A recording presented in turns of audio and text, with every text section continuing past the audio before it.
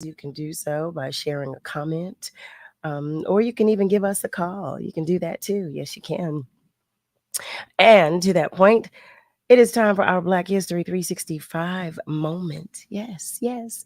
Anna Murray was the first African American to be ordained as a priest. Yes, yes, yes. The first African American woman to be ordained as an Episcopal priest was Anna Murray. In 1947, she coined the concept Jane Crow to describe how discrimination against Black people, particularly and adversely affecting Black women, and how sexism and racism colluded to afflict Black women. She went on to join the Congress of Racial Equality and contribute to the increasing conversation on the notion of racial and gender based discrimination. Yes, family, that is today's Black History 365 moment. I want to take a moment to wish a happy birthday to all of our love lights who are celebrating. Happy birthday to you, sending you extra love. You know we do all the time. You know we do all the time. And to those whose lights are shining even the slightest bit dimly, you know we're sending you extra love and hugs too, because your tribe right here in your village wants you to know that you are not alone. You are so not alone. No, you're not. You're not alone. All right, well, family, without further ado, you saw our illustrious guest of today, one of our love lights. Yes, she is no stranger to the show. She is a family member, Dr. Ayo Maria Gooden. That is, she is a board certified African centered Black psychologist. She's also a graduate of Lincoln University. Yes, yes, yes, yes, yes. The first degree granting institution of higher education for Blacks in the USA. Family, I welcome you to the conversation with none other than Dr. Ayo Maria Gooden. Well, hi there, hi there. Welcome. Sawabona. Oh, Thank you very much. And Sawabona means I see you in your divinity. And mm, then your response is Yebo, Sawabona. I see you see me in my divinity. And Yebo that is you. Sawabona. Yebo. Oh, I love that. Thank This you. this color on you is absolutely beautiful. Thank you. Thank That you. oh, you look so Asante Sana. oh, looks so beautiful. Well, thank you for joining us today. As always, when you come, I love when you come. I love when you visit with us. I always love our conversations. So today is no different and will be no different. Hi there, family. I see you checking in. You know, it was my fault that um, you all received the stream late. That was my fault. So you missed the feel good story. You missed the question I posed to those of you who are checking in on our socials. So I'm so sorry. But I do want to share that Nasir is joining us. Hi. He sends peace and blessings. We send them right back. Anthony Richards is joining us as well. Hi there. Malcolm White. He shares that he's watching and listening from West Mount Airy. And Alfred Evans says, hey there, family. You know, we send you all love and we so appreciate you joining us. So, Dr. Gooden, how have you been? That's the first question. How have you been since we last spoke? I've been super great, very busy, preparing to do some trainings on two cruises, one going to the Bahamas and the other one to the going to the DR, Dominican Republic in August, and one next week. So I've been very busy, um, but I've missed the WURD family and you in particular. You know, we miss you. We do. We do. As I share all the time, I'm so excited when I know that you're coming to visit with us.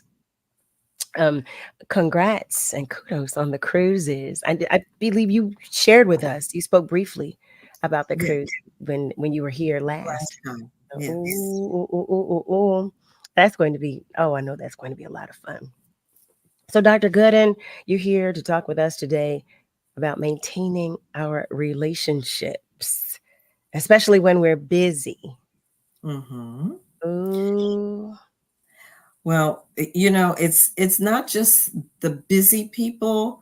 There's a number of things that can cause a relationship to kind of fizzle out, to Mhm. lose that passion and spark. And so sometimes it's that we've picked somebody who was wrong to begin with. And so with time, we figure that out and we lose interest. But other times we've picked the right person, but there are other things such as you said, it could be that your work is just wearing you out and you're too tired. Or it could certainly be that your job is so stressful that you can't focus on a love relationship. You're trying to figure Mm, out how you're going to get through the next day. And of course, my all time worst enemy, racism, also has a strong impact on our ability to feel love and passion because, once again, we are traumatized people. Um, Finally, the last thing is that communications. If we mm, don't have good communications, it is very easy to lose the passion in a relationship. how about that? How about that? You know, we always talk about communication in all of our relationships. Are there things that we can do as individuals to help us communicate better, or how to learn how to communicate better with one another? Absolutely. Certainly, I could say read my book. Um, and in my book on Black love and relationships, you will find that communicating, of course, the hardest part is listening. Mm, When mm, we have a relationship with anybody, if we do all of the talking and we never stop to listen and actually hear what the other person is saying, it negates the relationship. So if I make a recommendation, if I ask you to do something or I ask you not to do something and you do it anyway, it starts to close up a person's spirit. mm, If we're missing each other because you're saying something and I don't really understand what you're saying, it can create a closing of the heart. If there are harsh words spoken, if we're not kind to our partners, if we call them out of their name and it's not a loving name, if we doubt them, if we always question them, second guess them, mhm, or ridicule them, mhm. it closes up your spirit so that there's no room for passion when someone feels as though they're under attack. Mm, hmm. So You know, communicating is important. it's very important. It's so important. You know, as you were beginning that explanation, I was thinking of my own shortcomings, the things that I do. I'm always moving so fast that sometimes or oftentimes I don't hear the other person. I don't hear what they're saying because I'm thinking, moving so fast. So Hmm. Hmm. I was just thinking when you said that you have a tendency to do something that someone might ask you not to do.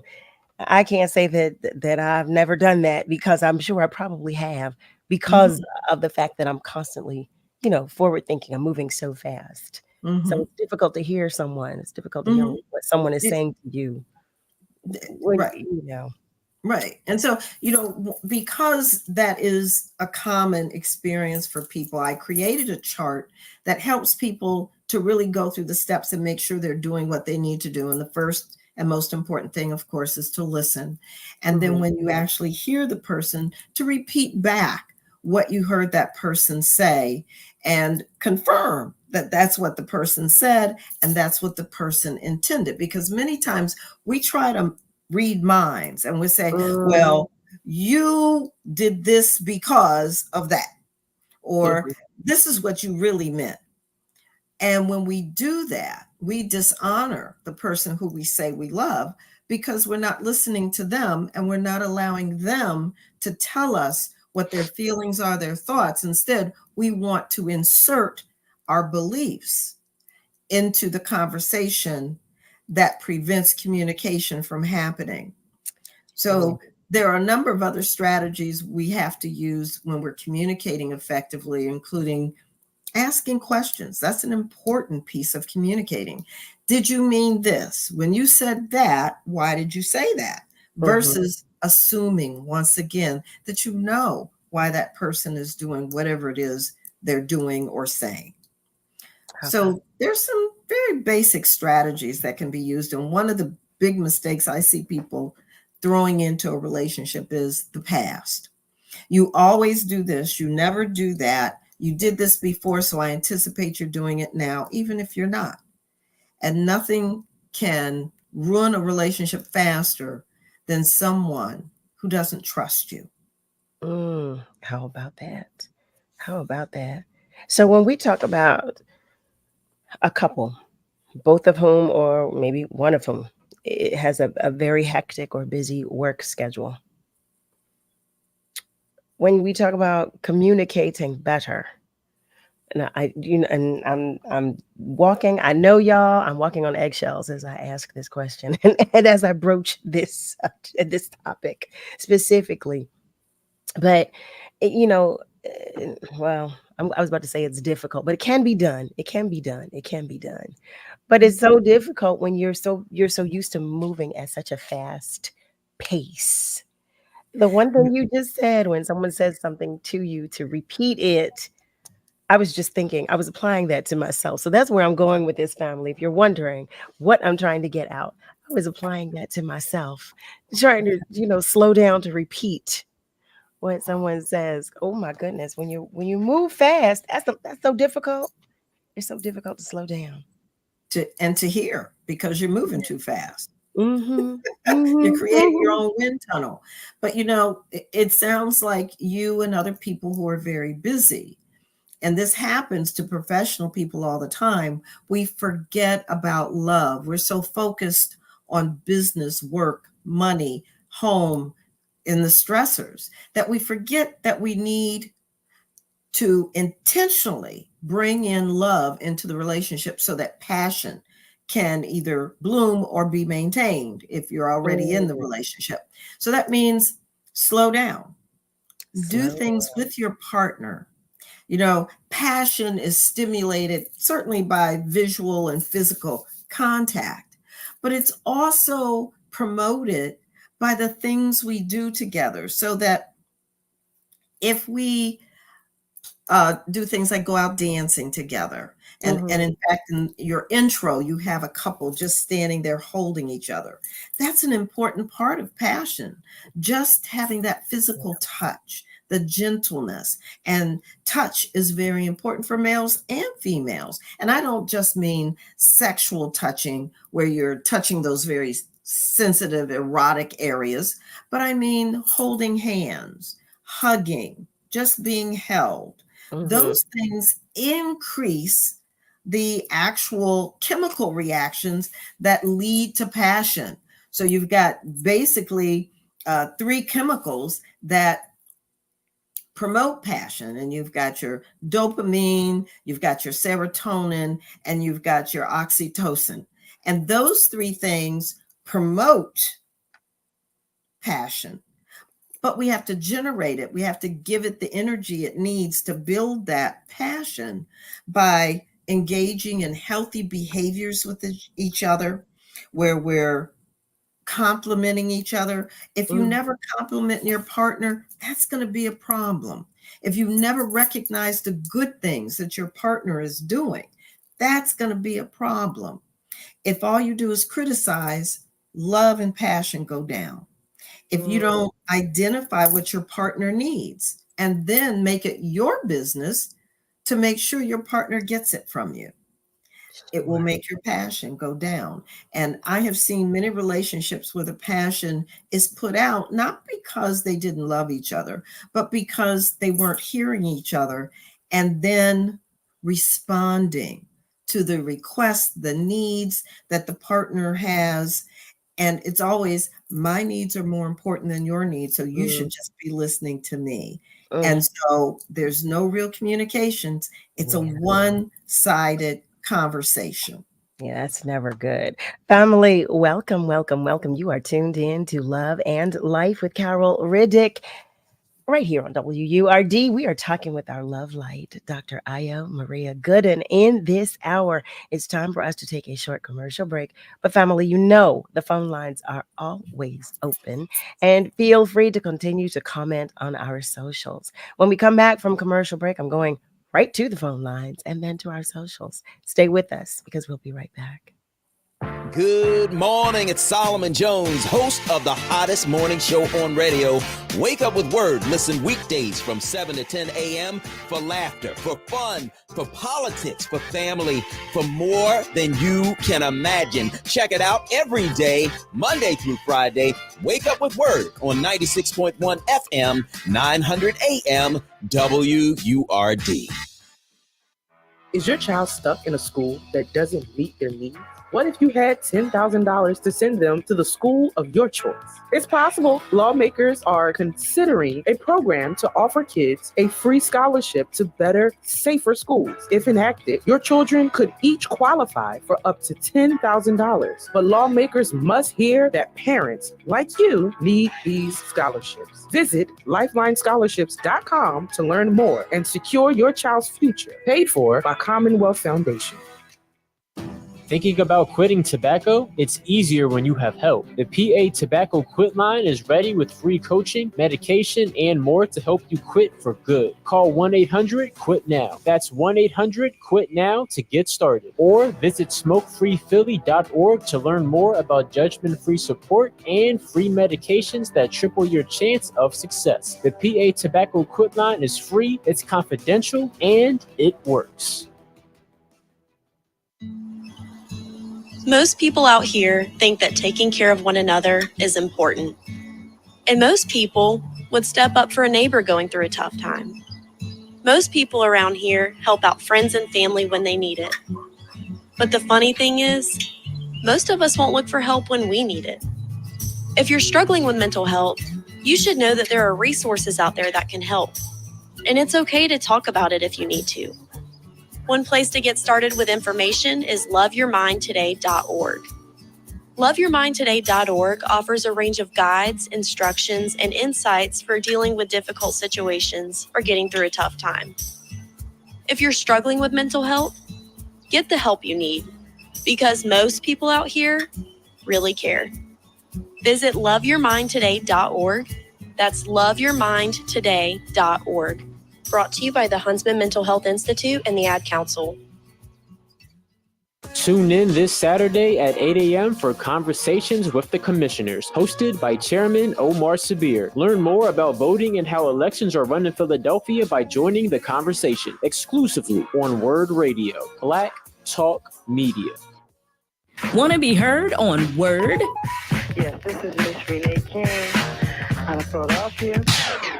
Dial 215-634-8065 to join the conversation. Outside of Philly, dial 1-866-361-0900. First-time caller? Great. We would love to hear from you. Word is the voice of the African American community, so make yours heard. Please limit calls to once per day. Spread the word and tell a friend to tune in and join the conversation.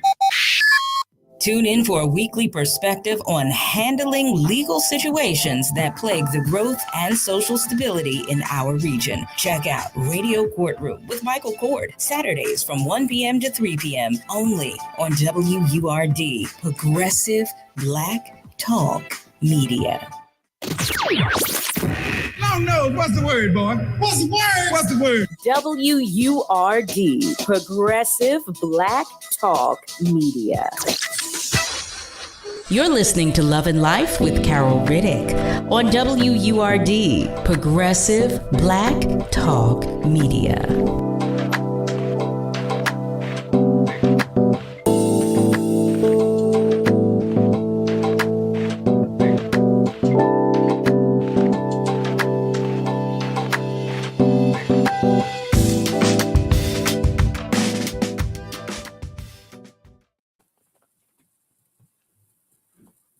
Well, hello there, family. Welcome back. You are tuned in to Love and Life with Carol Riddick right here on WURD.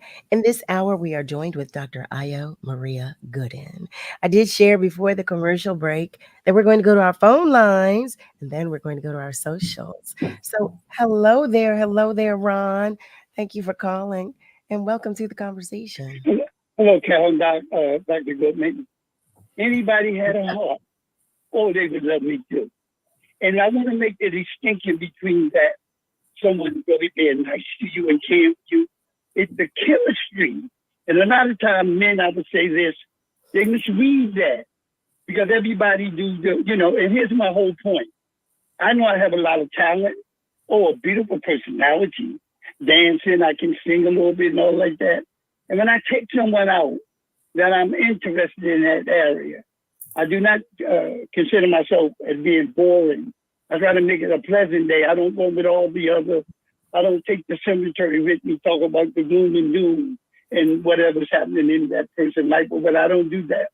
But when I find someone that I like that way, I really like that way, I make the distinction just because you don't go to bed with your friends.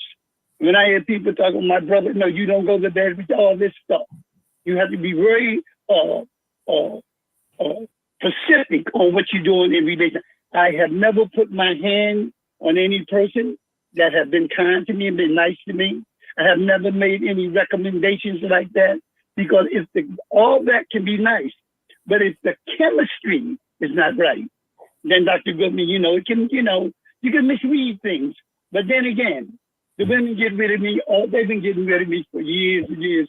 But I don't take it as a negative. Once again, I may be a pleasant person to someone else, and I am that person. But they may have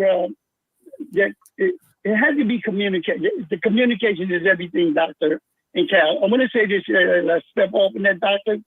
What we are faced with in this country is our health care. We're going to see a great change in our health care, Dr. Goodman, the mental health care and all the other things that provide that service. And I'm noticing with my insurance policy that I have pretty good insurance policy. I noticed that the rates have been up with that. Of course, we have the Obama National Health Care, and people that don't have that, they can pay less money, but the price is going to go up in this. And what we are faced with in this wonderful country, because at least we have access to, to some type of healthcare providers. I'm very fortunate to have a good primary care person that have been with me for quite some time. So what I'm saying, if you can put positive in your life, put knowledge in your life, begin to question things, because a lot of our people are coming down with illness and everything, and take advantage of all this information that Cal and the whole state can give out to look at your health. And the most important thing, I hope, for you and Cal and anyone else that's listening, the most important thing about whatever someone is going through is to embrace. And to embrace it does not necessarily mean, Dr. Goodman, some sexual encounter. It is the one, let them feel that energy that's coming from the healing process. Each one of y'all have healing energy. So this is my story. And I was saying the other day when I woke up and I was speaking, I spoke a couple of places in the last week. That's one of the places I spoke about creation. And that's what it is. What is our purpose in life, Dr. Goodman? What is our purpose in life? We know God of the universe, whose purpose changes not. What is our purpose? What is your purpose, Doctor? And when you are very intuitive, like I happen to be, and not boasting, but I am that. I'm an extremely intuitive man.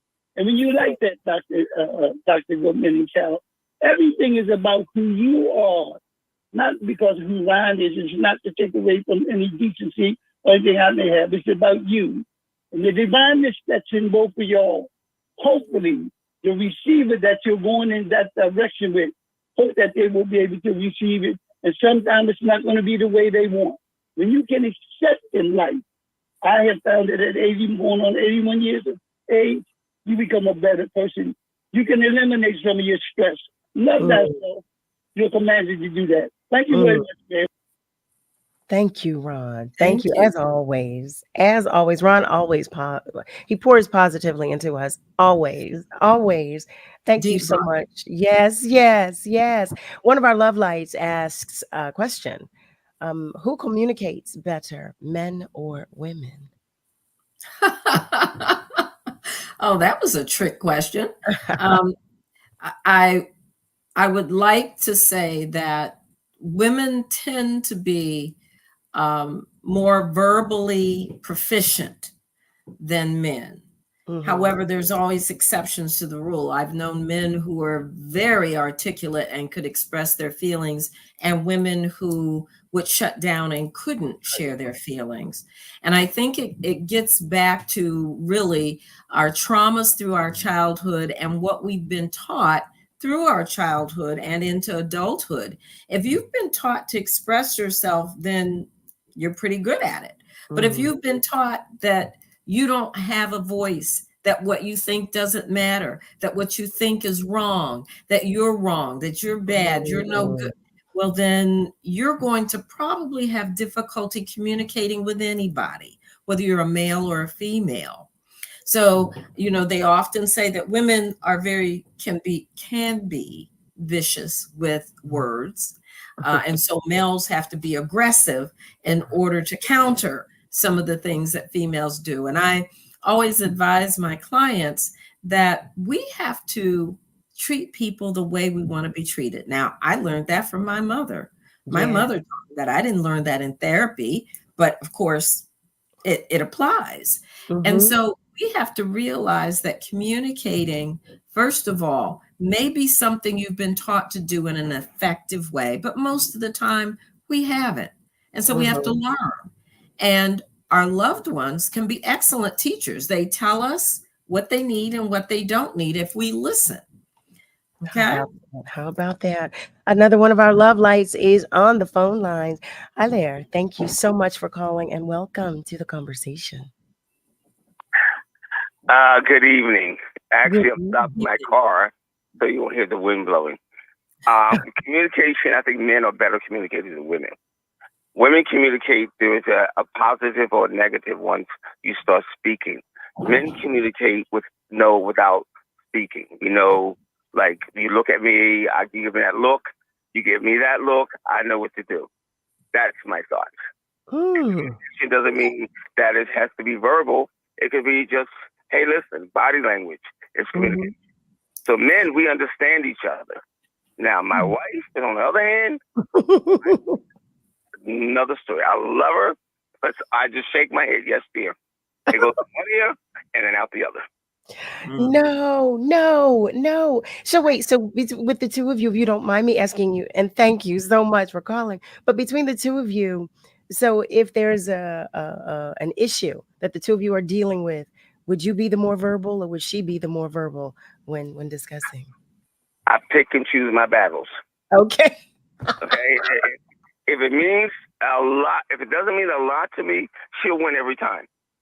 Oh, yeah, I can understand that. I definitely understand that. Because women are methodical, women are emotional, should I say. Yes. More emotional. So if we have an argument and I say the wrong thing, that would be death do us part right there.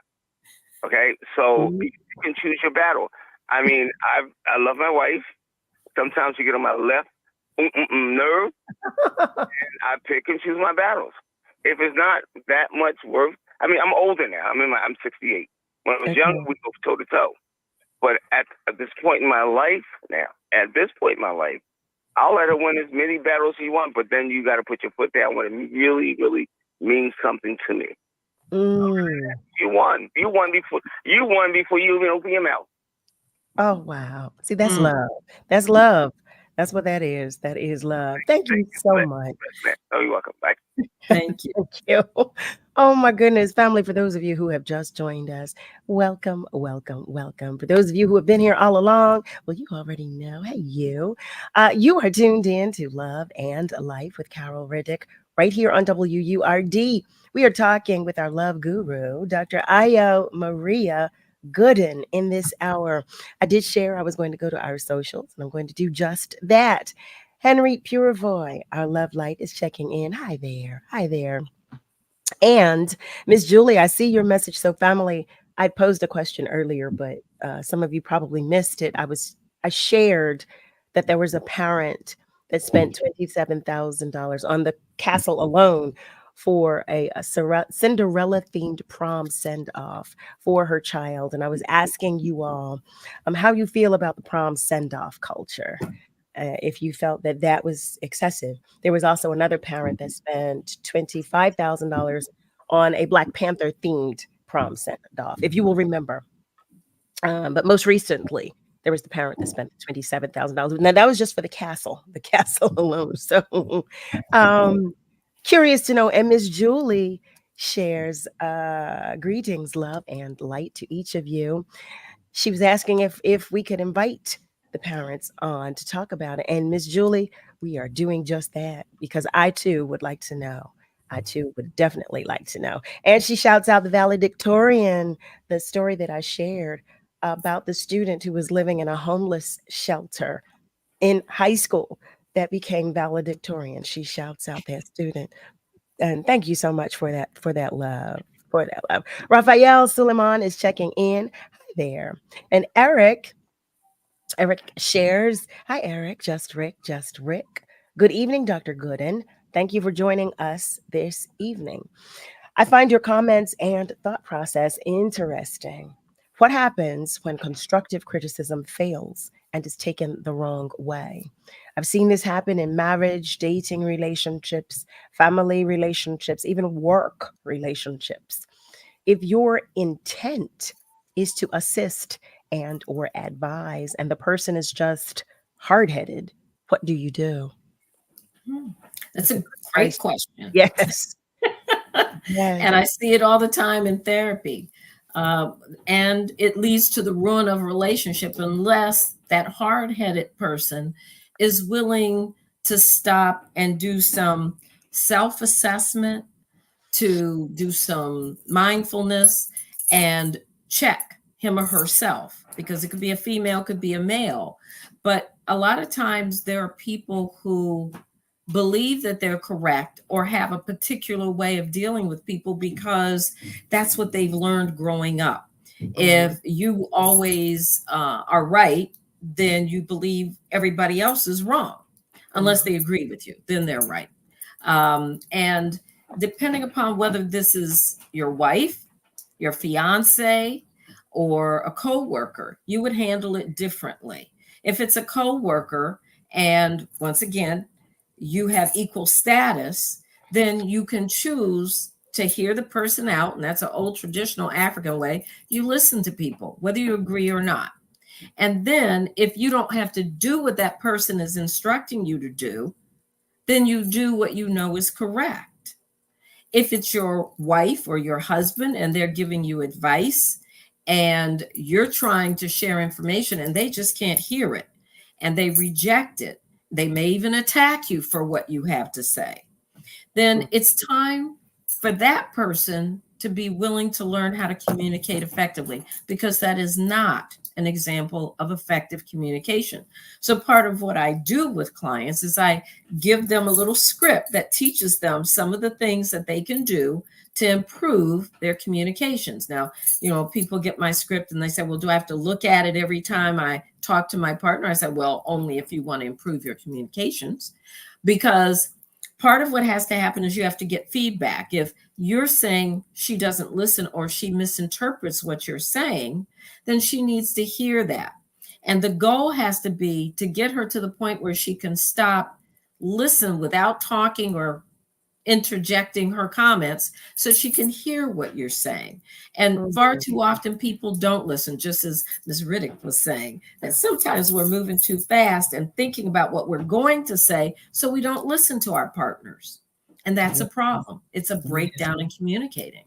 So you have to learn the accurate, healthy strategies for communicating. And sometimes what I end up having to recommend to my clients is you need to write down what you want your partner to know so that they have time to look at it and process it, respond in writing, and then you can respond back to them in writing and clarify what you're saying, because sometimes people are just moving too fast to hear. That's, it's so interesting you would say that. It's something that I have found that I've had to do at times, write things down or write down what I want to say, because I'm always moving so quickly. I have to gather my thoughts in order to share them. I can't say that it's always been received well, but it helped me to communicate.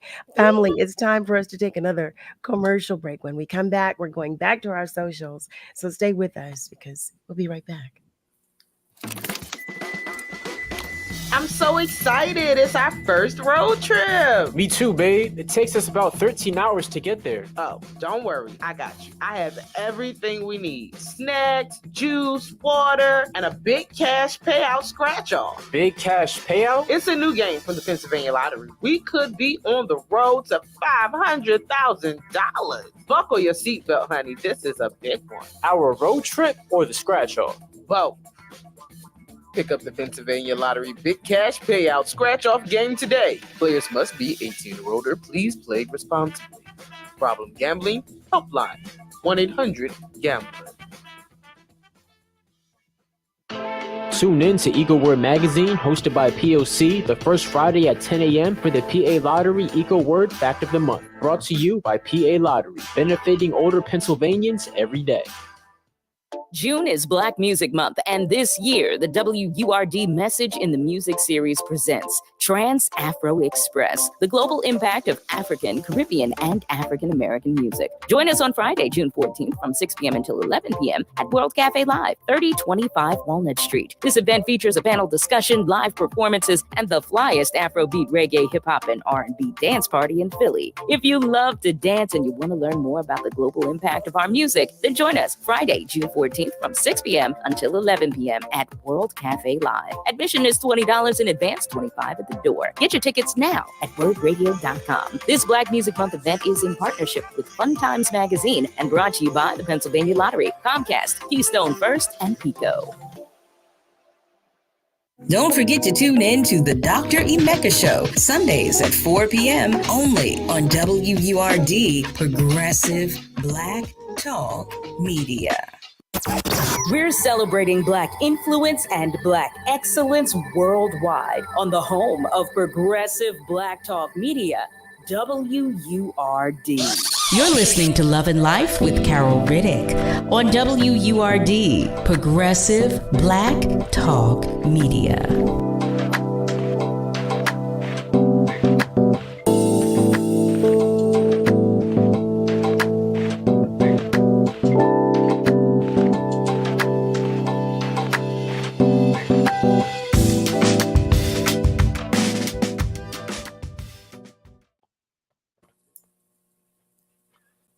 And we are back. Welcome back, family. Welcome back to Love and Life with Carol Riddick, right here on WURD.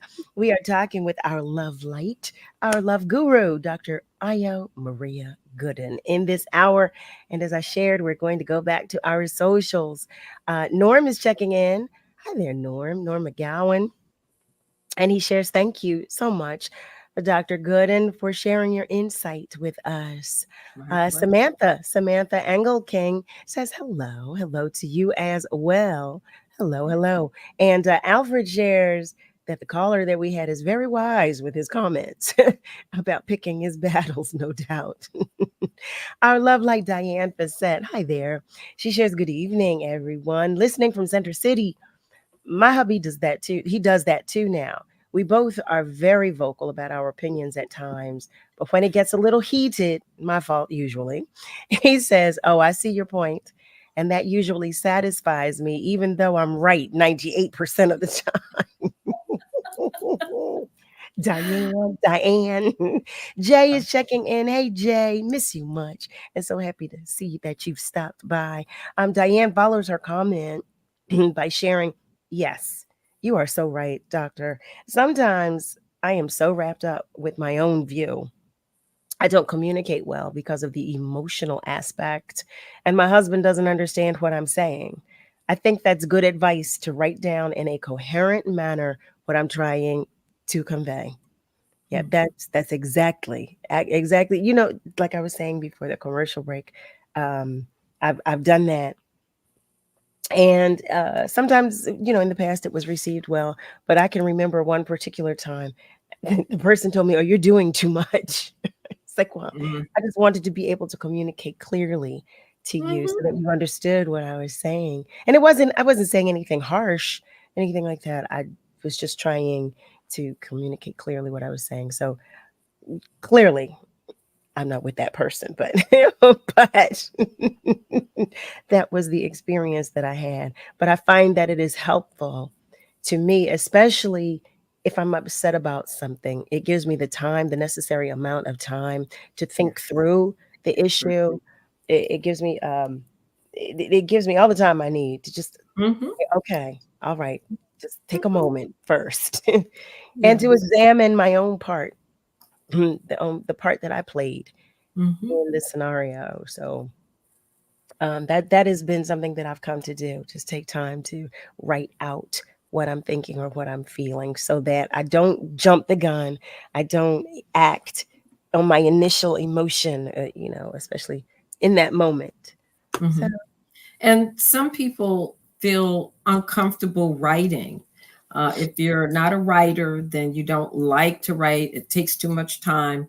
But the benefit is that when someone writes something to you, you have time to read it, reread it, think about it, and respond to it, versus what usually happens in relationships. You say something, then I snap back a response, then you snap back one. We don't really think a lot. We just respond. And we tend to do it in those heated situations where our goal is to win. It's like a competition.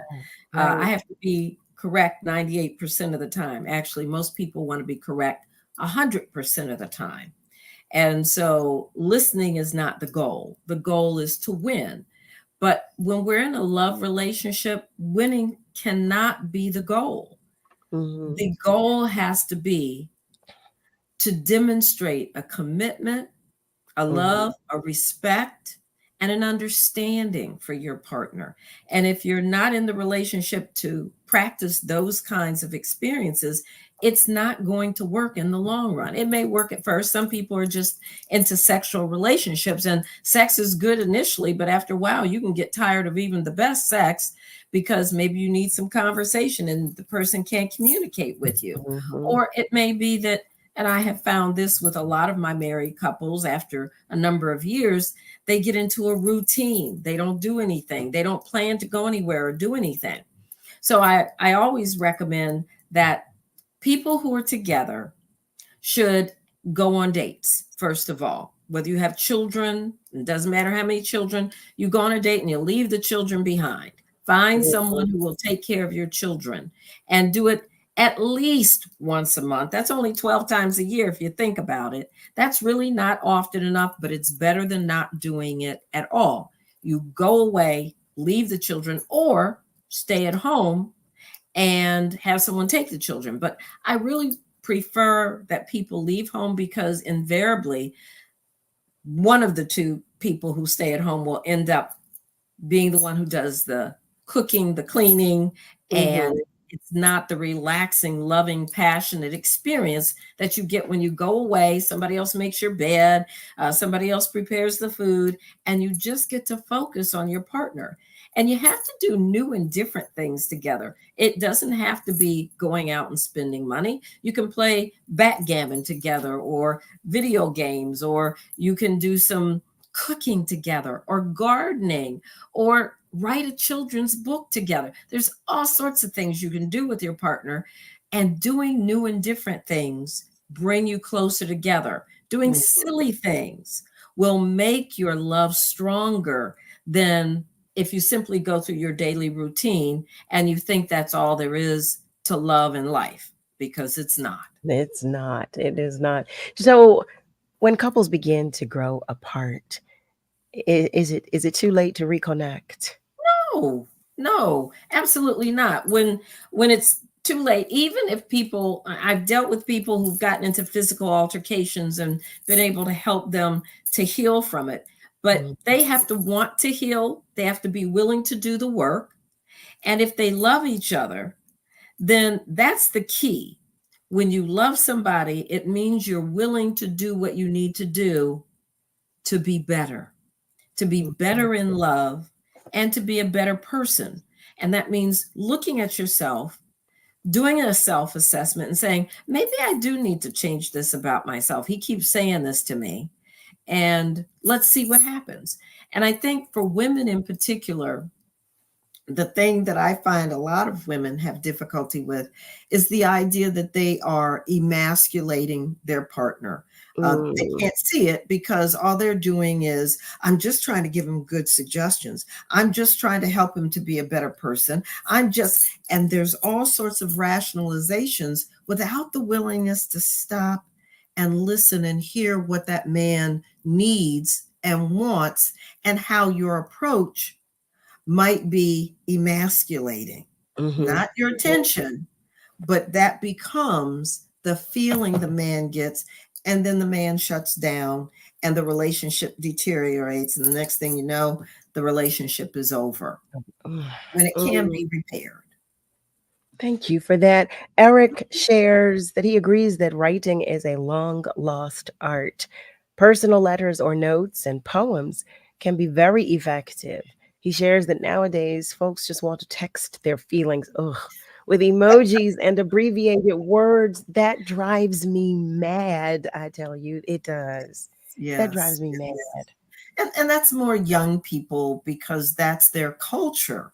For older people, we didn't have that. And so we learned to write, poems and love letters and explain things in writing because we didn't have access. Back in my day, we didn't even have, when I started off a long time ago, electric typewriters. We had manual typewriters and then moved up to electric and then, computers. So, depending upon your age group, you learn different skills. And so young people have learned to do the short, fast, quick and easy thing, which quite honestly does not tend to nurture love. And so I always say this, our divorce rate is huge, but our lack of being married at all, it's the worst of any ethnic group. Only 30% of us over the age of 18 ever marry.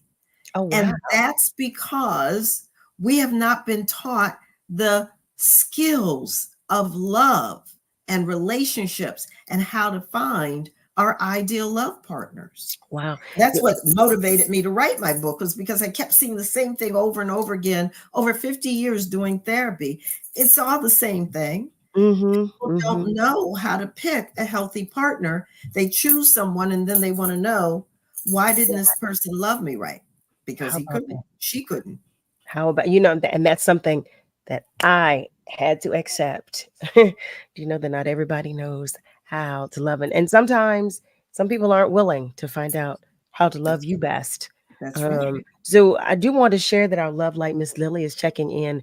And Malcolm was sharing about writing in cursive because our kids, Eric, I see your comment, so I'm just going to read it aloud. He shares, I was told by two friends of mine that their young kids are not taught cursive writing in public school. I was shocked. No, they're not nowadays. When I tell you. So parents need to teach their children, because it's going to have an impact if a person writes to them in a document and the child has never been taught cursive, they won't be able to read it. It used to be professors, I know my husband was one of them, used to write in cursive on the chalkboard. So those students who haven't learned cursive won't be able to read it or sign their name for that matter. Listen, yes, it is a problem. It is a huge problem. I am so grateful to Mrs. Jane Milburn. Yes, my second grade teacher who taught us penmanship, rulers and all. And she used to crack my knuckles, but we had penmanship exercises every day, writing, printing, writing in cursive. So thank you, Mrs. Milburn. I still thank her to this day. Thank you, Mrs. Milburn. I applaud and appreciate you. But Dr. Gooden, I just want to say once again, thank you so, so much. As always, the conversation is always too short. There's so much more for us to discuss. So I do look forward to your return. We look forward to your return. Thank you. It's always wonderful to be here with you and the WURD family. Thank you, audience. Thank you, family. Yes, yes, yes. Our love light. Until the next time, Dr. Gooden. Family, listen, it's time for us to take a commercial break. But in our next hour, we are coming back with another extraordinary guest. So know that the phone lines are always open, as I tell you they are. And feel free to continue to comment on our socials. Stay with us because we're coming right back. Hotel. It's the WURD Hot 60. Hot 60. Here's the hottest 60 seconds you missed on Evening Words. My good friend and colleague, attorney Michael Cord, the host of Radio Courtroom right here on WRD. You know, I have very little faith in the American legal system, but as they say, even a broken clock is right twice a day. And this is one of those times. Now, I know we're just at the beginning, the guilty verdict. There's a lot to go on after this. So let me make it plain for the audience. When you say 34 felony counts, here's what we're talking about. There were 11 counts of submitting false invoices for legal services. There were 11 counts for submitting false checks for legal services. That's 22. And then the final 12 counts were false ledger entries for legal expenses. Now, these 34 counts stem from the money that was paid to Stormy Daniels. Now, that payment in and of itself wasn't illegal, but lying about it was illegal as a candidate with expenses running for president. And that's your hottest 60 seconds from Evening Words on WURD, Progressive Black Talk Media. We gathered real Pennsylvania seniors and asked them how they would benefit from an extra $1,000. Here's what they had to say. Everything is so expensive these days. Car expenses, repairs, my groceries, heating costs, medications. Sure, I could easily spend $1,000 like that. Through Pennsylvania's property tax rent rebate program, eligible seniors and adults with disabilities could receive up to $1,000. Check your eligibility and apply online. Paid for with Pennsylvania taxpayer dollars. This is a trusted space. This is a trusted space. This is a trusted space. This is a trusted space. Access free films and resources to build trusted spaces in your schools and communities at atrustedspace.org. The job search can be a difficult and frustrating process. Word's Livelihood Initiative was designed to help you find the right opportunity for your next professional move. Check out these recent openings posted on the Livelihood job board at wordworks.com. The Public Health Management Corporation is hiring for exciting roles, including a medical director and registered nurses. For more information on these jobs and others, go to wordworks.com and learn more about the Livelihood Initiative. Brought to you by Word Radio, Progressive Black Talk Media. Can I get an amen? Hey family, it's your favorite church girl, Kayla J. I want you to join me every Sunday from 6 to 11 a.m. for Sunday morning praise. Get ready for church with me. We have the verse of the day. We have prayer every hour. We have interviews, and we have that good gospel music from yesteryears to today. So make sure you get up and get ready for church with your girl, Kayla J, every Sunday from 6 to 11 a.m. right here on WURD, Progressive Black Talk Media. We are the home of Progressive Black Talk Media. This is WURD 900 AM and 96.1 FM, Philadelphia. Streaming online on wordradio.com and the Word Radio app.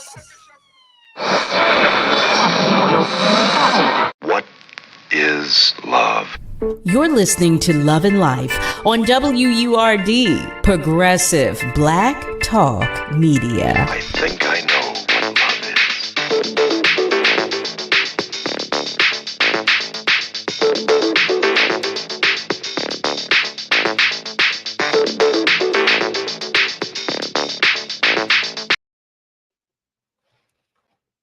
Well, hey there, family. Welcome back. Welcome to the top of the second hour of Love and Life with yours truly, Carol Riddick, right here on WURD. I just love when Dr. Gooden comes to visit. I so enjoy our conversations. You all know I love talking about love. I love talking about us. I do. So I have a few things to share with you. Before I do so, Ms. Viola, I just saw your message. She shares that she still has copies of love letters that her husband wrote when he was in the military. Oh, that is a hug to my very own heart. I love a good love letter. Ooh, I love it. That is so good for you.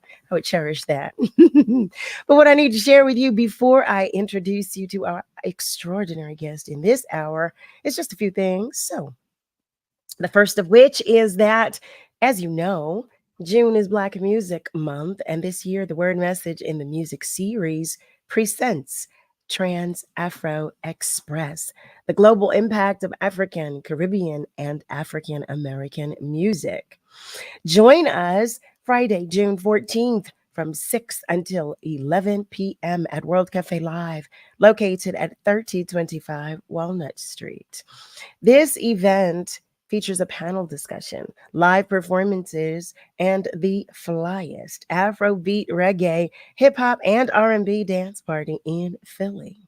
So, family, if you love to dance and you want to learn more about the global impact of music, well, join us on Friday, June 14th from 6 until 11 p.m. at World Cafe Live. Admission is $20 in advance and only $25 at the door. Get your tickets now at wordradio.com. This Black Music Month event is in partnership with Fun Times Magazine and is brought to you by the Pennsylvania Lottery, Comcast, Keystone First, and Pico. I also want to share with you that our very own Love Light, Tiffany Bacon, is hosting a new show. Tune in to Breaking Bread every Sunday, where Tiffany will broadcast from a different restaurant, eatery, or chef's kitchen, where delicious delights and curious conversation are on the menu. Special guests will join Tiffany for brunch, where the conversations will focus on culture, business, health and well-being, media, literature, and the arts. Break bread with us every Sunday from 11 a.m. until noon, right here on Word Progressive Black Talk Media. And the next thing that I want to share with you is about Odun Day. That's right. Odun Day is back. Join Word Radio Sunday, June 9th at the Odun Day Festival. 10 a.m. until 5 p.m. at the corner of Grays Ferry, between Bainbridge and Pemberton Streets. Stop by to meet and greet our on-air hosts, including Tiffany Bacon and EcoWord host POC, for a special edition of Breaking Bread live at Odun Day. This special broadcast begins at 11 a.m., and you just might be on the air. How about that? Wear your word gear and stop by for the chance to spin to win for a special prize. And bring the family to join in the fun with special games powered by the Pennsylvania Lottery. It's a day of fun for everyone, okay? Sunday, June 9th at the Odun Day Festival. Family, we will see you there. All right, so I want you to meet this extraordinary guest in this second hour. Yes, I do. KP Reddy is the founder and CEO of Shadow Ventures, which is an organization that uses technology to solve the most difficult problems in construction and real estate. Now, KP is a prominent figure in the world of technology and innovation. So I am so anxious to have this conversation, family. I welcome you to the conversation with KP Reddy. Hey there, KP. How are you? Hi, how are you? I will not complain. It's a pleasure to have you here. I'm so anxious to have this conversation with you about artificial intelligence. When I tell you, I know it's everywhere, but I don't exactly know what it is. How about that? Yeah. No, I think that's fair. I think, these things get pretty popular and you see them everywhere. JLo just put a movie out that's about AI, right? Like it's just, it gets everywhere. She and I did. think it's hard to really understand, contemplate. In my world, I invest in technology companies. That's my day job. Okay. And I have the good fortune of meeting lots of very, very smart people that are doing very smart things. So I always have to remember that my world, I have a point of view because I do it every day. But for most folks, it's just this word that's being thrown around. And, I was a product of the early days of the internet. And it was the same thing. People were running around saying, do I need a .com? Like what's happening, right? That's so true. I remember those days. I remember that. KP, I jumped right in talking about AI, and I so want to I want to dive deeply into that conversation, but I neglected to ask if you would share with our family members just a little about you, from Yeah. where you come, your background, all that good stuff. Yeah. So I was born in the South, grew up in Atlanta, Georgia, in Stone Mountain, Georgia. So I grew up in Stone Okay. Mountain, Georgia. And when I was 13, my dad bought a computer and told me to figure it out. This was 1984. Oh, wow. So I started to learn how to program on my own, early days of computers, and went on to go to school at Georgia Tech and extended my relationship with computers there. And then after that, literally did a cash advance against a Discover card and started my startup to work with small businesses initially to leverage the internet in 1996. Oh, And wow. then moved into trying to help construction companies use this new technology. And I was super fortunate. I took that company from 2 people to 1,200 people in 3 years and put it on the NASDAQ. And, after that, it's been, I would say I've been able to really carve my own journey and make some risky decisions along the way. So I've been doing that. And about 6 years ago, just started investing. So I don't really start companies as much anymore. I write books. I just had a book out, came out 4 weeks ago on artificial intelligence.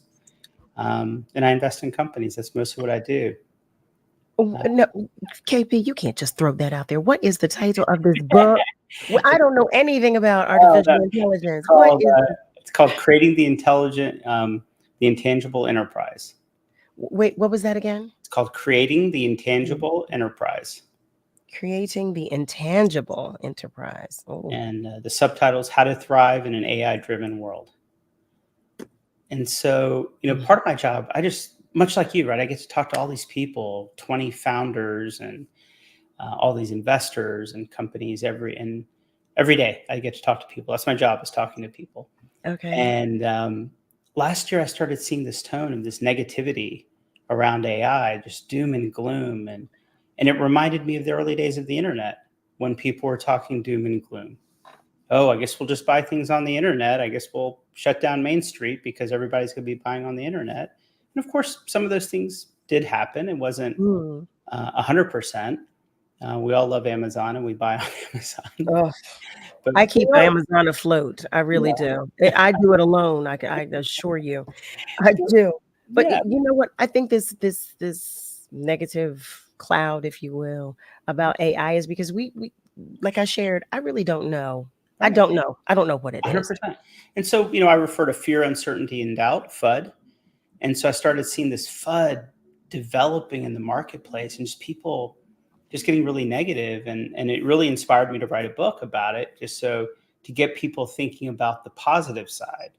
Okay. And I was giving a talk and I had some people really get aggressive with me saying, you technology people, you're going to ruin the world. This AI stuff, our kids aren't going to have jobs. And it really hit me that there are people that are just genuinely in their bones afraid. And so I said, well, in my book, let me talk about all the history of technology. And every time we're afraid, when people first invented spreadsheets, they said accountants would never have a job. When streaming came out, they said, well, music industry's over. There's no way to make money now. It's maybe harder to make money in the music industry, but yes, it is. Taylor Swift's doing okay. Beyonce's doing okay. They're all doing okay, right? So they're making money in the music industry. But when streaming came out, there was just, we're gone. We're, doomsday. And so I really try to talk about all the times that there's been a shift in technology and we as humans find another way. And I really believe with AI, it's the next wave of entrepreneurship. If you think about the people that are selling things online that would have never had a chance, setting up Etsy shops and selling whatever it is, everything from, hot sauce to candles to whatever, right? They're selling things on the internet that they would have never been able to, So I feel like the internet was a great catalyst for people to start small businesses and build businesses. And I think AI is going to be a similar thing. So you're here to share with us today how we can implement AI into our everyday lives, how it can be useful and helpful to us. Like I said, I'm so anxious to hear this. I'm so anxious because it's a question that has come up quite often right here on Love and Life. Some of our family members have asked that same question. Yeah, and what I always say is like, just like the internet, play with AI, right? So download ChatGPT. There's a bunch of them out there, but ChatGPT is the popular one. You can go download it. There's a free version, right? Just like the internet was free for a minute, and play with it. And one of the things, and I think it's fast. I mean, I love listening to your previous guests and and your audience. And so the first thing I did with AI to play with it is me and my wife started writing love notes to each other. Now we knew we were using AI, right? It wasn't. Okay. We weren't playing any games with each other. Okay. AI, right? So I would like write something into AI, like, tell my wife this, this, and this, and it would come back with these responses that were my thoughts, but much better written than I could. And I would text that to her. And then she would take that, and then she would like, okay, create a response and make sure to, talk to him about X, Y, and Z, how good looking he is, whatever it is, right? And then she would do that and send it back to me. And it was a game, right? And we played with it. And as you play with it without any great intention around, I'm going to go build a business or I'm going to do this, I think you get comfortable, you kind of settle in and you get comfortable using the technology. Okay. And then like the other things you can do is in your daily life, let's say you have another guest on and they're talking about something you've never heard of. You can go to AI and say, tell me about this. And if you still don't understand it, you say, okay, re-explain it to me like I was a 6-year-old. And it will. And it will? Yeah. See that? Oh my goodness. I'll tell you why that's frightening to me. Because I feel that it will greatly contribute to a lost art of, like we were just sharing about communication. I feel like putting forth that extra effort to think of what you want to express or say, that helps us to become better humans in my own way of thinking. Right. I think that could be the case, but I also think we all have writer's block. I've written 3 books. I don't know how I would have done it without grammar check and spell check. I do use that. I do use that. So I think in a way, because AI can do the basics, it Okay. actually challenges you to do better. So wait, so when I use spell check and I use a grammar check, is that artificial intelligence? A lot of it is. These days it is. Okay. A lot of what happened when AI got on the scene a couple of years ago, we were already using AI. Just they didn't talk about it, right? When you go to you go on your Netflix account and it starts suggesting shows for you to watch, that's all AI. It's learning how you watch TV, what you like, characters, plot lines, whatever. And it was presenting like, oh, you must, Carol likes this movie, she's gonna like these 3 movies, right? And it does. It sure does. And I more often than not check those movies out that it recommends. They have gotten so used to me. I'm going to take a moment to go to our phone lines. One of our family members is checking in. Hey there, James. Thank you for calling and welcome to the conversation. Good evening, Miss Carol. Good evening. KP. Hey there. That's his name, right? KP. Okay. Yes. Artificial intelligence. Okay. It's been around for a long time. Out of nowhere, the big talk. What I want to know is, I've been hearing for years about how the more money you have, the more access. Can you explain that? I mean, as far as the latest cars, the latest houses, all across the board. Obviously, the ones who can't afford it can't see it. Mm-hmm. Can you explain that, KP? Please, bro. Yeah, I mean, I think that's definitely the case, not just around things like cars and houses, etc. It's also with investments. So, genre, I mean, all across the board. Yeah, with investments, it's the same thing. A lot of investment opportunities, they say things. It's, you need to have $1 million minimum. You need to have a $5 million minimum. And a lot of that is driven by the people that have great opportunities don't want to spend a lot of time collecting small amounts of money. And I think that's the nature of things, that it's a lot harder. You can ask someone for a $500 investment, or you can ask them for a $500,000 investment, and it's probably the same amount of work.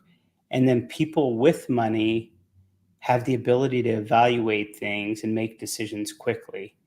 If it's a very expensive house, they have teams of people that decide whether it's worth it, whether it's a good deal, whether they can finance it. And it's easier for them to make decisions. So for the person selling the house or the car, they want to deal with people that can make quite quick decisions, and that aren't going to have to, contemplate the decision for too long. What you find is people with lots of money tend to have large teams, and they make decisions quickly. Okay, thanks for that. Carol, I'm still looking for the bond. I wish I had a better answer. I really do.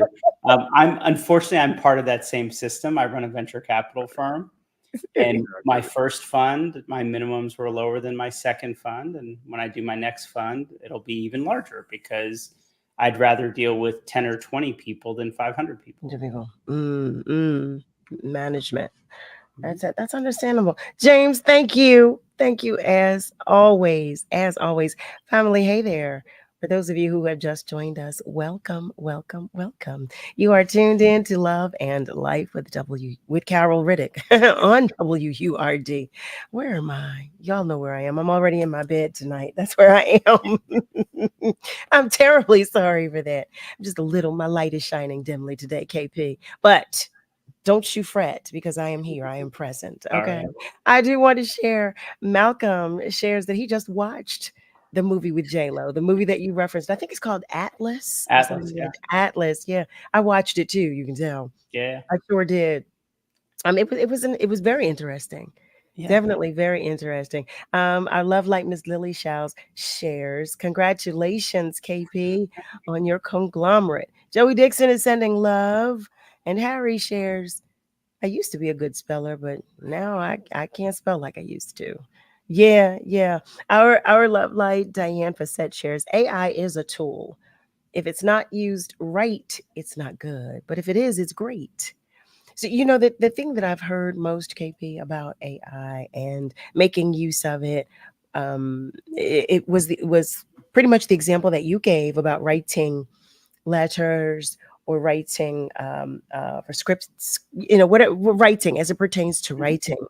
I'm curious to know in what other ways we could use AI in our everyday lives. Yeah. I know it's in everything. Yeah. Right? Yeah, I think image creation, video creation. I'll give you like I like to give personal examples. Mhm. Me and my wife, we have a 2-year-old, but we don't put him on social media. We just don't want his face on social media. We don't put him on there. And the holidays came around, and of course, everybody's posting pictures of their kids on social media. And so my wife said, "I don't want to put his picture on social media, so I'm going to create an AI image of him." So she describes him, she describes our dog, a scene in front of the Christmas tree. And I'm kind of a math nerd, and my wife she's a word nerd. Okay. And what I learned through that process is, like, we think about technology as for like technical people, because she has such a great vocabulary, and she could describe the entire scene and the essence. And uses words that I don't even know. I have to use AI to understand what words she's using, right? Wow. She could describe it to the computer in such a granular way, in such a detailed way, that when she was done, it took her 2 or 3 times. But you would have thought it was like a Pixar version of our kid, our dog in our house, and describing our Christmas tree. Oh, wow. And so that's like, is that saving lives? No. It's not saving lives. Is it interesting? Is it fun? I think of myself as a creative. I can't draw though, but I have ideas, right? I have ideas. And the way I look at AI is, we all have so many ideas, but then we stop because, like, well, then I have to hire an engineer and I have to hire this person, and I don't have that kind of money. And AI really allows you to go from idea to execution so quickly. Okay. So, usually I have to like sketch out some things and send it to a graphic designer and go back and forth 5 or 6 times, and they still don't get it right because Yeah. they're trying to get what's in my head, right? Yes. Yes. It's so hard. Whereas I can do it on my own with AI and get what I really envision out of my head onto a piece of paper. And that helps me in an everyday environment. For my work, it helps me be a better communicator. Some people are visual learners. Some people are, auditory learners. And so being able to deliver information to my team in a way that they can learn it, the way they best absorb it, really makes it beneficial for me. Sure. And then I think as you see things that are going to just kind of continue to develop in our everyday lives, we're probably a little bit further away from I'd love a robot that would make my bed and do my laundry, maybe someday. But we do have things running around and vacuuming our houses, right? But they're using AI, right? They're using AI to figure out your house and how to vacuum. And How about that? That's just going to get better. So I think, yeah. No, I'm sorry to have interjected. I'm did so for 2 reasons. I actually have another question, but it's time for us to take a commercial break. Okay. I'm going to save that question for when we return. Family, stay with us because we will be right back. Hi, I'm Tanya Pendleton, the host of Reality Check, airing Monday through Thursday from 10 a.m. to 1 p.m. on Word Radio.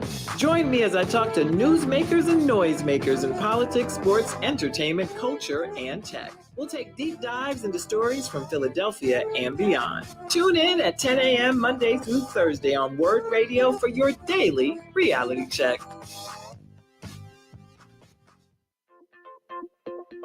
Hey, this is AJ with your Penn Medicine Cares and the Community Updates. Join Penn Medicine at our Community Health Fair, hosted in partnership with the Sixers and the Community of Christian Compassion on Sunday, June 9th, 11 a.m. to 3 p.m. at 6150 Cedar Avenue. We'll be providing free health screenings and resources, including screenings for breast cancer, at-home colon cancer screening kits, and lung cancer risk assessments. There will also be free food, raffle prizes, and giveaways, including a chance to win an Apple iPad. All are welcome to join us as we box out cancer and promote health and wellness in West Philadelphia. For more information, call 215-239-6820. At Penn Medicine, our mission is improving the health of people we serve. Visit pennmedicine.org/community and learn more.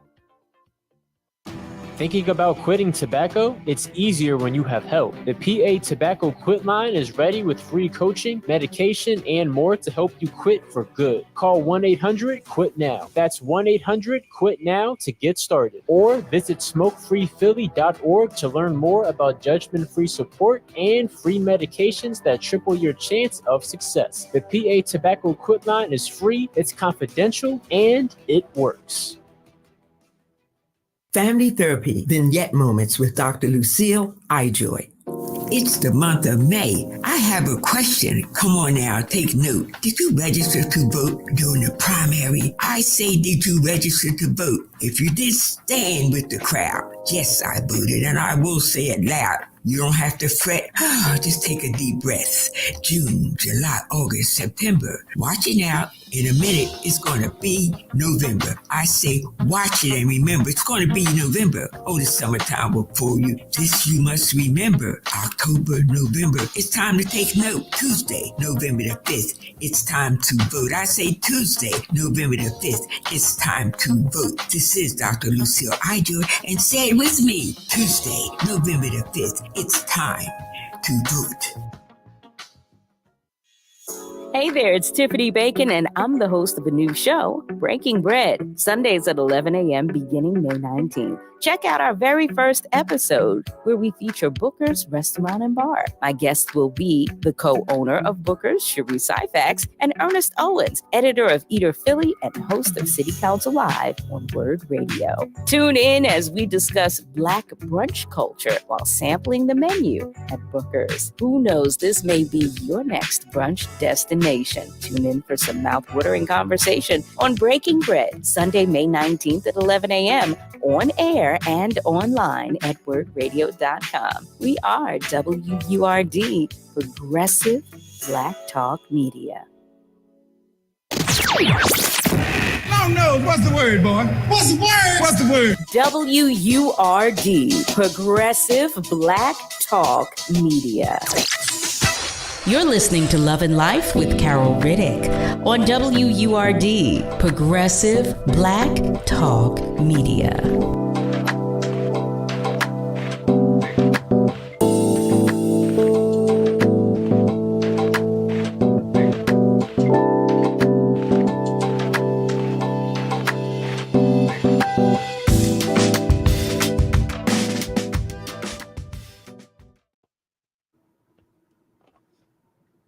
Hey there, family. Welcome back. You are tuned in to Love and Life with Carol Riddick right here on WURD. We are talking with KP Reddy in this hour, and we are talking all things AI. Yes, we are. Yes, we are. I did share before the commercial break that I have a question, but I'm going to hold my question because I see that our family members are talking, and I want to share what you all are saying. Our love light Joanne Kemp shares, I know nothing much about AI, but does it squash your creativity? I think the opposite is true. Okay. I think I work with a lot of architects, and a lot of them are using it to inspire, to run multiple, they can run multiple choices of a design instead of saying, oh, I only have time to draw one or two concepts or one or two ideas. AI can help them draw 100 ideas, 500 ideas, and then really kind of execute beyond their imagination in many ways. And so I think for some people, it could be stifling. I think for a lot of people, it's really encouraging because whether you have, a creative block, like I'm just not sure, I want to work on this. I learned with my first book, never give yourself too many deadlines with writing, because some days you can write and some days you can't. It just, how about that? Some days you're just staying up all night and you're just cranking it out, and other days you go 2-3 days and you can't even get 2 words together. So true. I think depending on how you work, it could be a huge benefit to unlocking maybe the next level of creativity. Thank you for that. Eric shares, hello, KP Reddy. Big welcome to the WURD family. I understand and welcome artificial intelligence. It's just that today, many people misuse and abuse it. The progression of AI is inevitable, but I believe a large amount of people don't agree with the invasion, the algorithms, and or a computer, if you will, getting in your mind, predicting things or encouraging things. It can be a bit scary and daunting. Yeah, I mean, I agree. Like things can be scary. We don't. The way I describe AI is if you think about the invention of electricity, the phase we're in with AI right now is we've invented the light bulb, and we're all very excited about this light bulb and how we're going to replace all of our candles. But that's where we're at. We're not envisioning, when Edison or Tesla, whoever created the light bulb, right? They weren't thinking about washing machines and electric car. Like they had no idea. Right. So I think it's really too early. I think we always have to be cautious with anything new. We saw it with the internet, right? The first thing the internet did was a lot of bad things. And then we figured out how to extract the good things. And so I think it's a very similar dynamic. It's very early. I think, I'm never going to tell people how to feel, right? Right. People have their own feels. I'm not going to tell them how to feel. But I absolutely understand that fear because it can be daunting. Our love light Diane shares, but people are not the same. Some get crazy with AI. Some don't have any self control in how to use it. How will this be regulated? There are some bad people out there. There's some celebrities already found out that their image or voice was being used in a commercial promoting products and they were not being paid for it or even given permission. Pros and cons with everything. Yeah, I think legislation will come. Unfortunately, our elected officials are not that great with technology. They don't know how to legislate it. But I think first, it comes back to first principles. If you break the law, you get in trouble. That's just how it is, right? Whether you're using the internet to steal from someone or whether you're walking door to door to steal from someone. Same thing with, with music. I remember early days of sampling music. People thought sampling was theft, right? Like, oh, that's theft. And so I think it's a lot to figure out still. And I think the good news is, as a society, because of the internet and social media, there's just a lot of awareness. People are really asking good questions. People are engaging in a major way. It's not happening in a vacuum. The internet kind of blindsided a lot of people because they didn't know what was happening. How about that? How about that? That's a good point. Eric shares, I've seen so many movies over the years where the storyline is about a super cyber computer going rogue, becoming way smarter than we intended, making choices of its own. It definitely makes me wonder.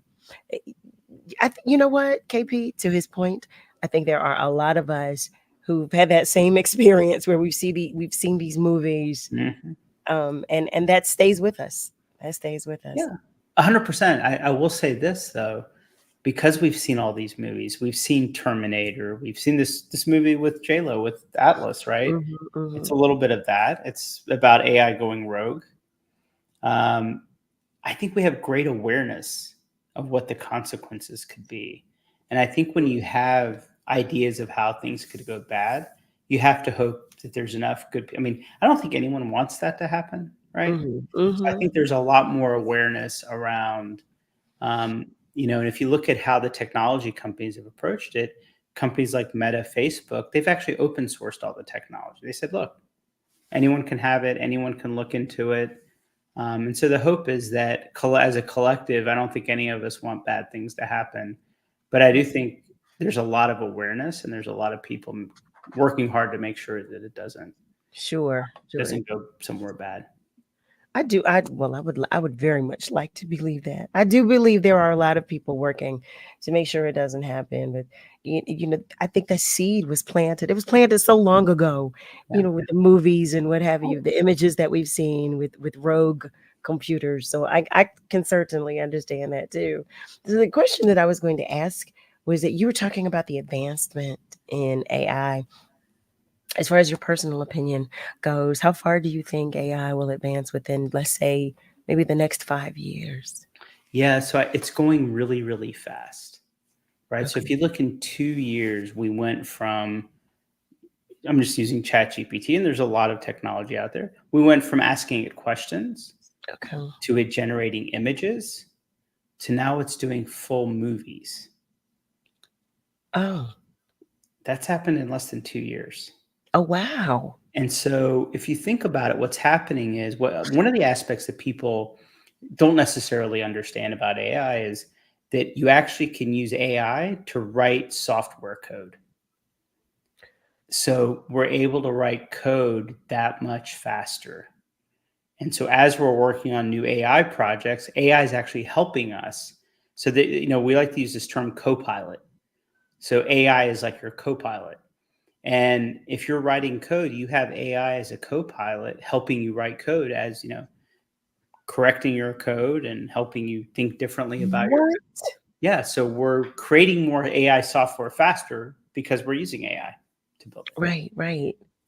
OMG. Okay. Yeah, I'm really behind on my AI education. What would you say are some ways that, well, this is one, but some other ways that AI would be helpful or useful as it pertains to education, or even in situations that require more emotion, like life and death situations?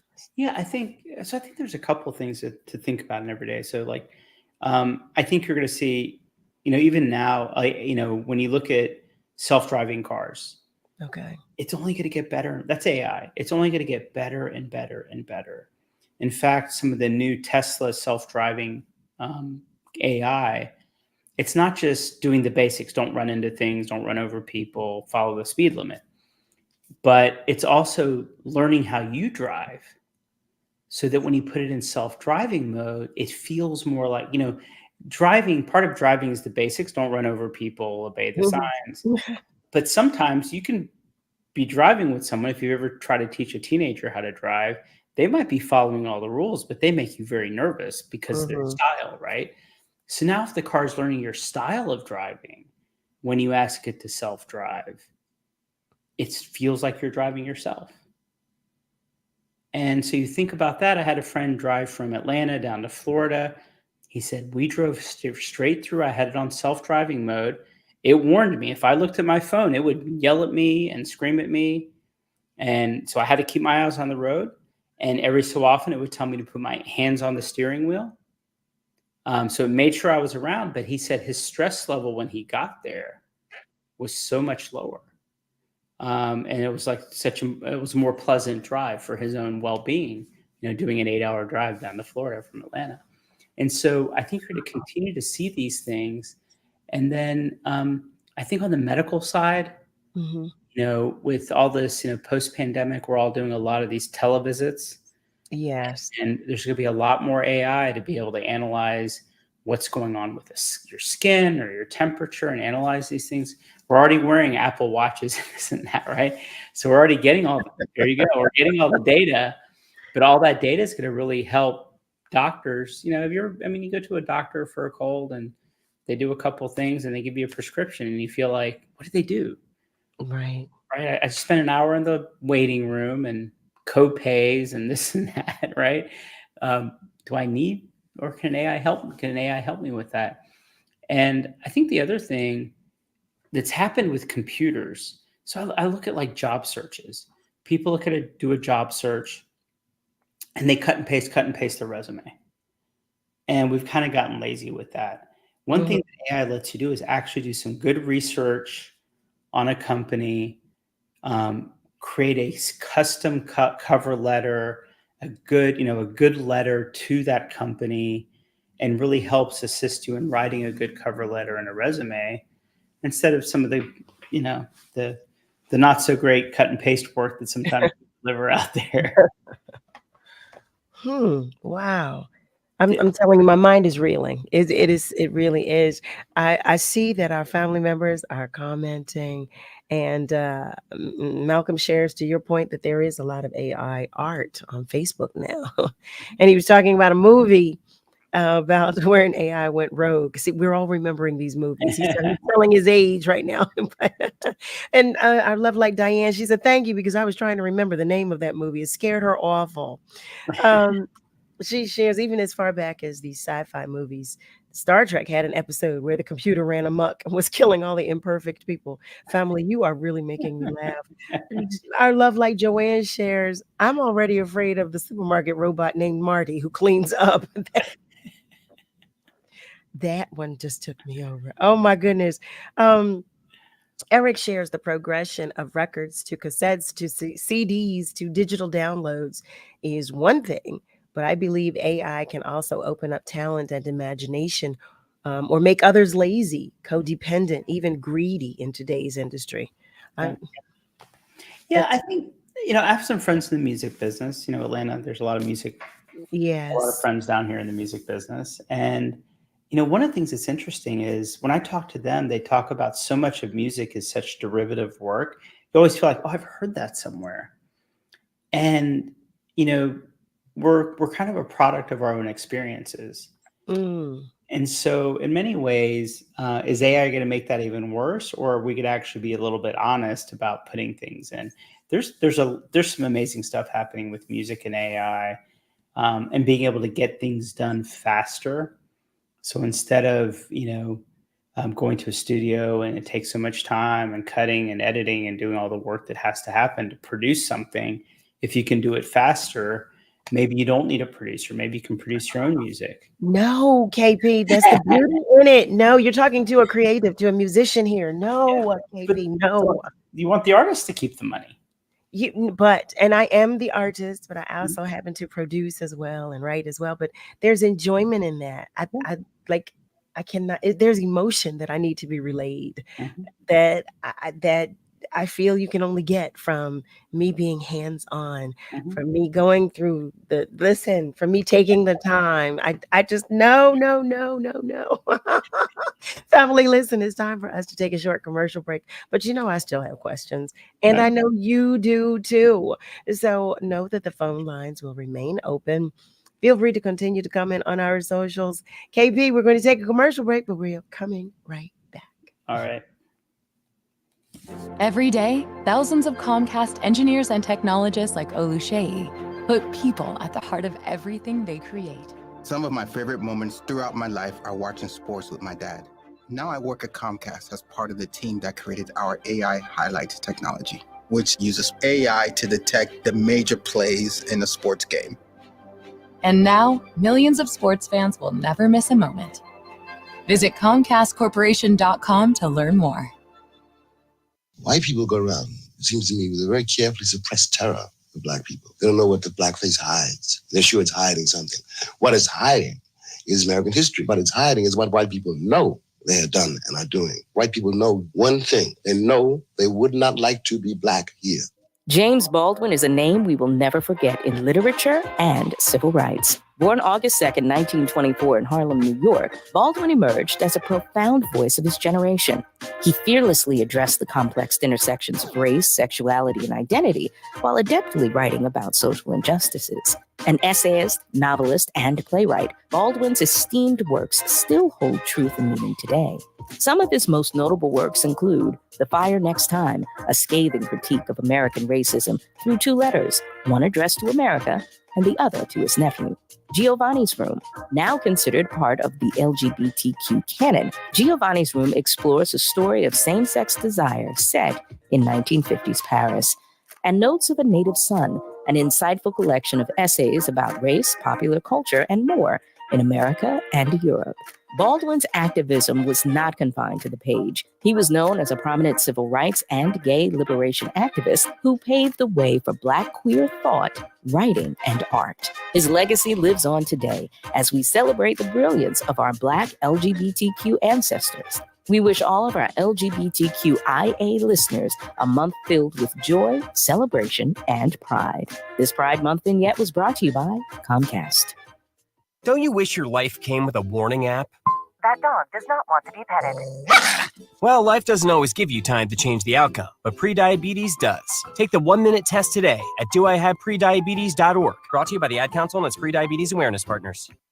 Tune in to Word Radio this Saturday at 10 a.m. for Saturdays with City Council. Join conversations that matter to your community with your local City Council members. Check out the Envy McKee Show, aka Star Folk University, Fridays at 7 p.m. Join the life explorers, thought leaders, visionaries, intuitives, psychics, and more for an evening of out-of-this-world discussions. Bring a journal, a pen, and 3 friends. Class is in session from 7 p.m. to 10 p.m. Only on WURD, Progressive Black Talk Media. It's too Black, which means it's too strong. We're celebrating Black influence and Black excellence worldwide on the home of Progressive Black Talk Media, WURD. Let me tell you something, and don't you ever forget it. That success is nothing without someone you love to share it with. You're listening to Love and Life with Carol Riddick on WURD, Progressive Black Talk Media.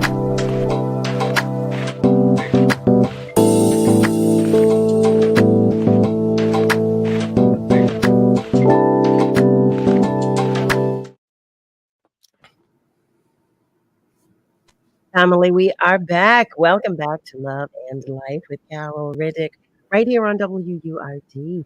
We are talking with KP Reddy in this hour. We've been talking about AI. And KP has been putting us at ease. Yes. So KB, I have a question for you. So we've been talking about a lot of the ways AI can be helpful and the positives. Do you believe there are any cons to AI? Yeah, I think, I think a lot of, just how you see some of the AI, I don't know if heard of deep fakes, where it's basically they can fake your voice, they can fake your video. Oh yeah. You're seeing people using deep fakes to scam people. Okay. Because it's not that hard to create a deep fake voice, quite honestly. So Really? somebody could take your voice. Like I run a podcast where I'll have lots of video and audio out there of ourselves, right?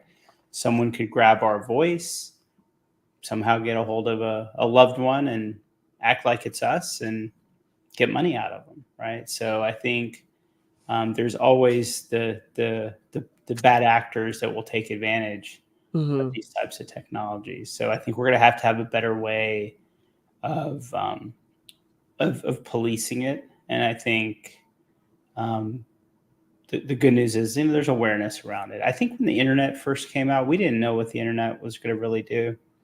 And I think we do understand with AI that there's a lot of potential for scamming and things like that. So I think there's a cons there. I think there's a question. There's always this question about the fundamentals. I'm an engineer by training. So when I grew up, it was, we used calculators, and my dad complained that we use a calculator. Oh, you should do it in your head. Why do you need that dumb calculator? Right.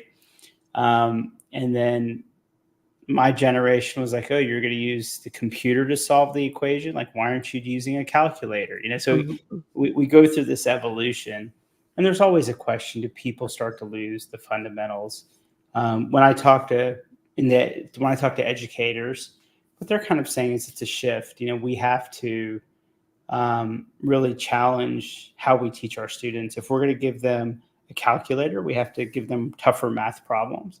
If we're going to give them a computer, we have to give them even harder math problems. And now if we're going to give them AI, they're going to have to be really complex math problems. And using the tool, they're going to have to step up, right? They can't just solve the easy questions using AI. Sure. So I think a lot of this stuff is going to evolve, but there's a question, do people, I loved what you were talking about on your previous segment about cursive handwriting. They say cursive handwriting is one of the few things that we do that uses the left side of the brain and the right side of the brain at the same time. It's one of the very few things as humans that uses both sides of the brain, activates both sides of the brain at the same time. And I have those same concerns, that it's an important thing to know. Now, is it going to help you is cursive writing going to help you get a job? Or probably not, but does it help you better process information? I have 3 boys. I have a little one. I have 2 grown kids, and I had a simple rule for them. I'm like, must play a team sports, must play an instrument, and must give me an undergraduate and engineering degree. and my oldest one has done it. My other one is halfway through Georgia Tech, giving it to me. But Congrats. Thank you. But they both play piano from age 5 every week. And I was like, it's important. That is a part of your brain you need to use. And I made them play team sports for the human dynamic. You work on teams. Sometimes your teammates let you down. And you have to figure out how to stay positive and keep staying in the game, right? You got to keep moving. And so I felt like team sports was one of those things that taught them that. But, I do get worried a little bit that we're going to stop using all the areas of our brain that need to be activated and used to make us a whole person. I have that fear. I absolutely do. I absolutely do. So the one last question that I will ask, I believe this is my last, because you never know. You never know. For maybe our older generation that might be terribly afraid of new technology already. Here we have AI, which is seemingly even bigger, the biggest thing. What would be your suggestion, or what would you say to them about overcoming this fear of it? So the most interesting, there was just a report that came out last week, I think from the Washington Post. It said that the boomers and Gen X's were the highest users of AI. Hmm. And in fact, the younger generations were less interested. Oh, wow. And I think I kind of relate it to, my mom. She's got her iPad and she gets all her news from India and gets to see everything. She's on the internet, right, like crazy. And so now, if she can have AI assist her in looking for information or doing things around the house, she struggles to set up her TV the way she wants it set up. So if AI can help her set it up properly, then that'll probably help her out a lot. And I think you're going to see a lot more tools. AI is not new; it's been around for a while. We saw it with the iPhone, the early days of Siri. Mm-hmm. Mm-hmm. Problem was it just didn't work that good, right? Or Alexa. The best we could do is, Alexa, turn on our music, or Alexa, turn off the music. And that's all it could do, right? But that's all getting updated. Yeah. And so think about that. If an older person, because their eyesight or their hearing, or whatnot, can use these tools to help them live a more rich life, I think it's going to be really beneficial.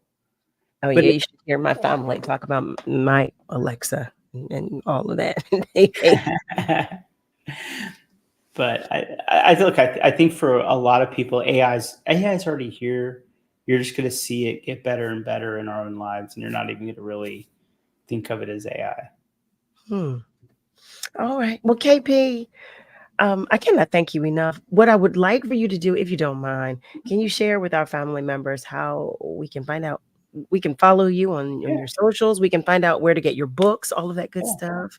I am most active on LinkedIn, so you Okay. can follow me on LinkedIn. My website is kpreddy.co. So you can see a lot of my videos and my pod and all that stuff that I do. I've got a new podcast out called Thrive with AI. So I'm really, like I said, taking the positive view. How do we really move forward in a positive direction? I love that. And then my book is Creating the Intangible Enterprise.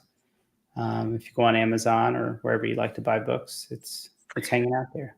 All of your books, because I did during the commercial break, I saw that you have another book, What You Know About Startups is Wrong. So we go there as well to Amazon to buy that.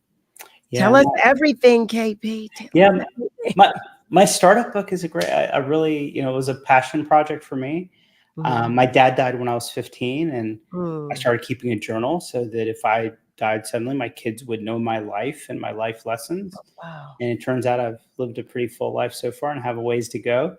And so I turned my journal into a book, and it's really a lot of lessons for people that are trying to start companies. Not about how to do a business plan. There's plenty of books for that. But how to manage your relationships. It's a relationship management book. How do you communicate to your family? How do you deal with stress? Right. How do you deal with disappointment? How do you get people to rally around you? And how do you deal with failure? Because, I've been doing startups since I was a kid, and there's nothing but failure. It's 9 times failure, 1 time success, right? And that is the truth. KP, I can't thank you enough. I wish we had more time. You are more than welcome to come back to visit with us again. I hope you will do so, to talk with us in the future. And to you and your wife, good luck on that little toddler of yours, that little 2-year-old. It has been a pleasure, a pleasure, a pleasure, a pleasure. We look forward to seeing you next time, and we hope you'll come back to visit with us soon. All right. Thank you so much. Thank you. Have a good night. Family, family, family. Oh my goodness. You already know. I'm just praising God, from whom all blessings flow. I'm going to ask that you continue to pray as well, because we all need it. I'm going to ask you to pray for your loved ones, pray for your enemies as well.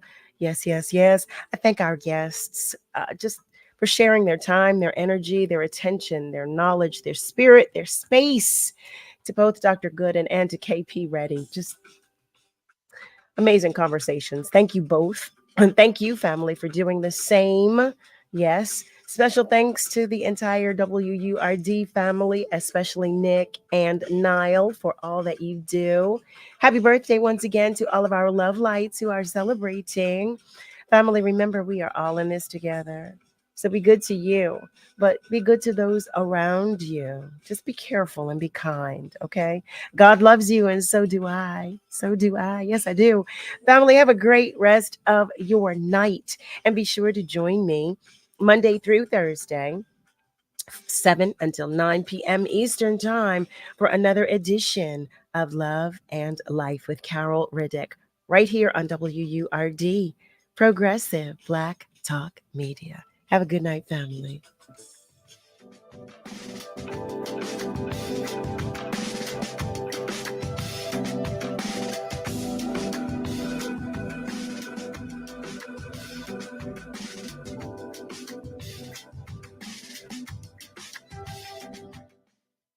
It's the